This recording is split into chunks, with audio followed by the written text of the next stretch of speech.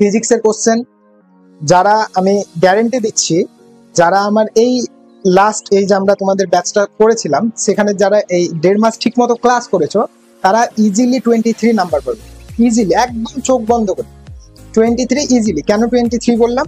কেউ 20, অলরেডি আমার কিছু স্টুডেন্টের সাথে কথা হয়েছে, তারা 24, 23 এরকম করে স্কোর করেছে, ঠিক আছে?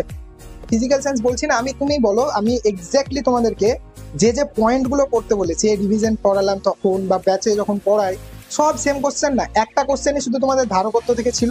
এবার আমি যেহেতু ধারকত্ব তোমাদের সিলেবাসে ওইভাবে ছিল না বলে ওই জায়গাটা পড়াইনি, বাট ওটা বাদ দিয়ে বাকি প্রত্যেকটা কোশ্চেন, ওটা খুব ইজি কোশ্চেন, ঠিক আছে, কিছুই না, ওটা জাস্ট 12 থেকে দিয়েছে তাই, বাট ওটাও ভীষণ ইজি কোশ্চেন। বাকি যা কোশ্চেন ছিল একদম সব সহজ, যা পড়িয়েছি এক্স্যাক্ট তাই থেকে সহজ, বলতে পড়ানোর মধ্যে, এটাই বলছি।